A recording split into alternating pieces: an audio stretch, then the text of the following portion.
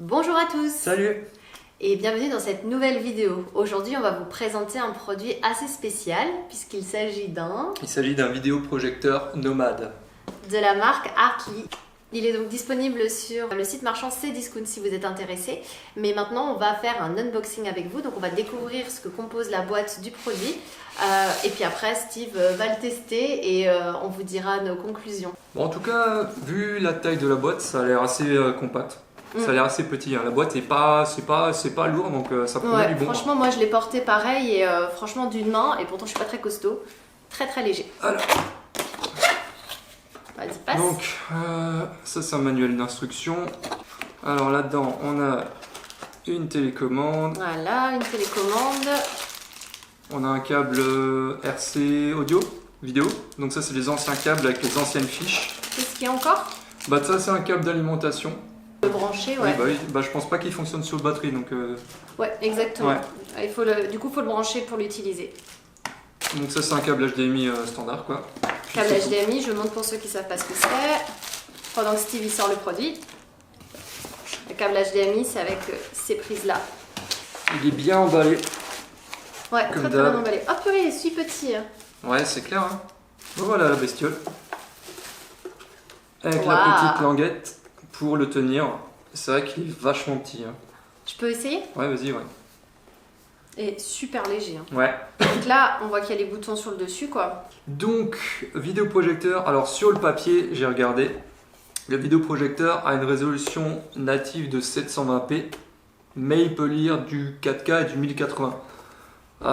Du coup, on va tester ça après en vidéo. Je peux pas encore dire si la qualité est bonne, vu que je l'ai jamais encore testé, mais on va tester ça après.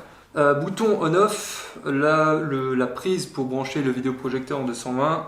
On peut brancher deux câbles HDMI, une prise casque, une prise pour la télé, je pense. Prise AV, ouais, télé. AV, ouais, c'est la télévision. Et deux prises USB, je pense, pour brancher des disques durs dessus et les lire. La télécommande prend deux piles AAA. Malheureusement, j'ai pas ces piles là, donc on va pouvoir tester uniquement les boutons du vidéoprojecteur et pas la télécommande.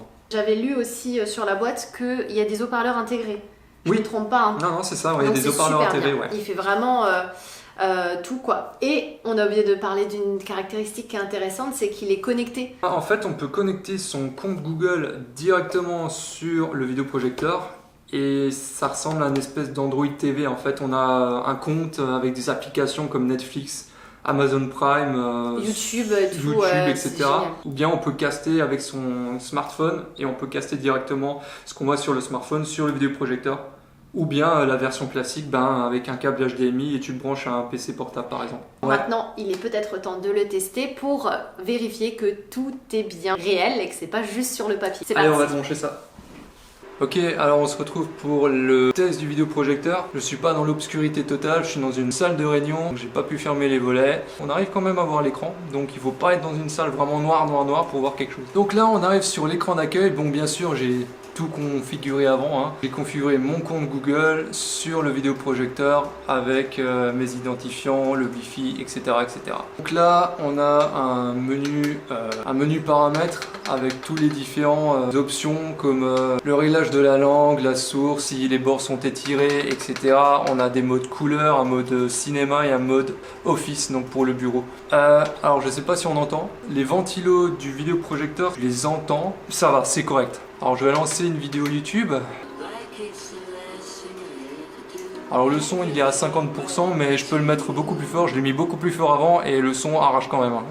Tu le mets à 100%, ça couvre largement le bruit des ventilateurs. On va mettre Squeezie. Comment allez-vous? La dernière fois, donc là on voit bien, je sais pas si vous voyez, en fait là je suis en 1080, donc 1080 c'est le maximum qu'on peut faire avec le vidéoprojecteur sur cette source, mais apparemment il peut lire la 4K aussi. Hein. Non, ça a l'air bien, ouais.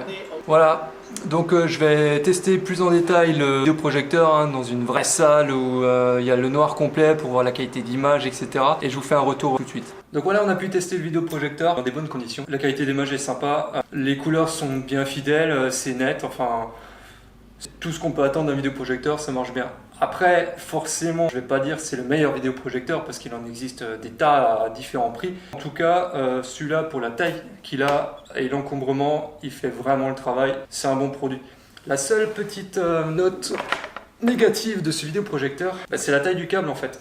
Vous voyez qu'il n'est pas très grand, donc si tu es comme il faut que le vidéoprojecteur soit assez loin pour avoir une grande image, tu seras vite en rade. Du coup, il faut impérativement avoir une rallonge électrique pour pouvoir profiter au mieux du vidéoprojecteur. Et il fait pas tellement de bruit, hein. Je veux dire, il fait du bruit, mais le son est tellement fort. Ouais. Alors forcément, t'as pas des basses de fou, hein, mais ça fait le travail. C'est bien. Et puis, on n'a pas besoin de connecter plein de choses dessus pour avoir déjà une utilisation optimale. Parce que les anciens vidéoprojecteurs, ceux que je connaissais à l'époque, il fallait brancher et l'audio dessus, il y avait trop de choses à connecter, l'ordinateur ou ce genre de choses. Ouais. Il faisait juste le relais pour diffuser l'image, alors que là, tout est dessus, quoi. Ça c'est fou, tu as juste besoin de brancher un câble d'alimentation et c'est tout. Tu peux avoir les différentes applications, Amazon Prime, Netflix, YouTube. Tu peux même en télécharger d'autres, j'ai même pas essayé. Mais bonne surprise, ouais. C'est la fin de ce test vidéo. On est content que vous l'aviez regardé jusqu'au bout. Nous, on est super heureux en tout cas d'avoir pu tester le vidéoprojecteur de la marque Arcli et de Cdiscount. On va pouvoir l'utiliser et ça, on est super content. Ouais. On vous dit à bientôt. Salut! Salut!